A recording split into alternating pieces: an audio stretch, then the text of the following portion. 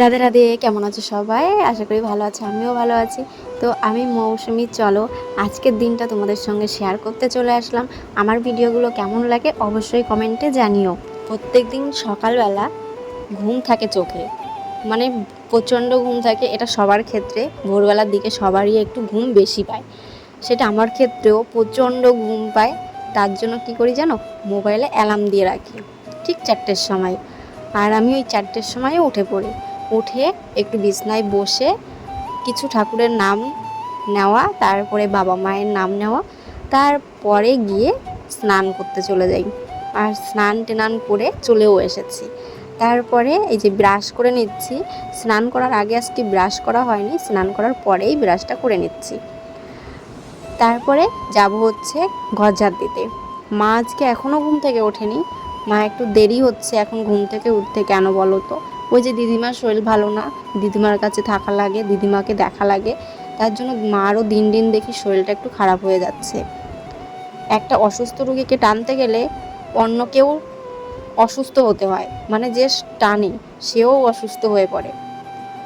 এদিকে মাও করছে, আমিও করছি, কমটা আমারই করা লাগছে, বেশিরভাগটা মাই করছে। জানে তো আমি একটা পরের বাড়ির বউ, আমি কতটা করব। আর যেহেতু উনি নিজের মেয়ে, তার জন্য দায়িত্বটাও তো ওনারই বেশি পড়বে, তাই না? আর আমি করছি, ওনার হাতে হাতে আমিও করে দিই, জানি ওনার কষ্ট হয়, সেই জন্য আমিও করে দিচ্ছি। তারপরে মা উঠে পড়েছে। উঠে মা গেছে দোকানের খুলতে, শাটার খুলতে। আর আমি এই পাশে চলে এসেছি উঠোনটা ঝাঁপ দিতে। মানে আমার কাজগুলো বেশ তাড়াতাড়ি হয়ে গেছে, তাই ভাবলাম যে উঠোনটাও ঝাঁপ দিয়ে দিই। কাজ করলেই তো কাজগুলো শেষ হয়ে যায়, তাই না? কাজ না করলে কাজ নেই, আর কাজ করলে প্রচুর কাজ। সংসারের কাজ তো শেষই হবে না যদি আমরা কাজ করি। তারপরে বাড়িতে আরও লোকজন আছে, মানে ননদ জামাই সবাই আছে, তাদেরকেও খেয়াল রাখতে হয়। এদিকে ভাত বসিয়ে দিয়েছি। আর আজকে করব হচ্ছে ডাল আর বেগুন সিদ্ধ, এটাই হবে আজকে। আর ছেলে তো স্কুলে যাবে, নিকিতাও স্কুলে যাবে, ওদের জন্য আবার খাবার তৈরি করতে হবে। মানে একটু ম্যাগি বানিয়ে দেবো, সেই ম্যাগিটা খেয়ে দুইজনে স্কুলে চলে যাবে। এখনও ঘুম থেকে ওঠেনি। মানে আমার ছেলেকে আমি 6টার সময় ডাকি, স্কুলটা হচ্ছে 7টার সময়। আমি প্রতিদিন সকাল 6টার সময় ওকে ডাকি যে বাবা টাইম হয়ে গেছে, এখন উঠে পড়ো। কারণ আমার ছেলের ঘুমটা খুব কম হয়, তার জন্য আমি টাইম মতনই ওকে ডেকে দিই। আর ডেকে দিই যখন, তখন ও ঝট করে উঠে রেডি হয়ে চলে আসে। তারপরে ওকে খাইয়ে দাইয়ে আবার স্কুলে পাঠাতে হয়।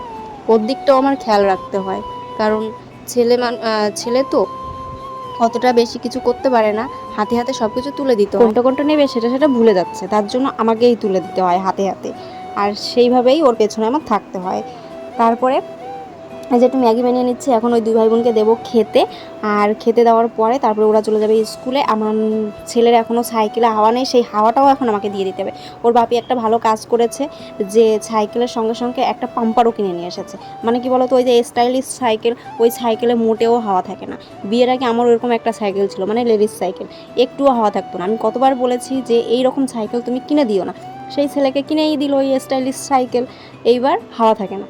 তারপরে সাইকেলের সঙ্গে সঙ্গে একটা পাম্পারও কিনে নিয়ে এসেছে, এবার ওটা দিয়ে আমাকে হাওয়া দেওয়া লাগে। বাপি তো ঘুমোচ্ছে, কেউ দিয়ে দেবে না, এই মাই আছে সব কিছু করে দেওয়ার জন্য, তাই মাই এখন সব কিছু করে দেবে।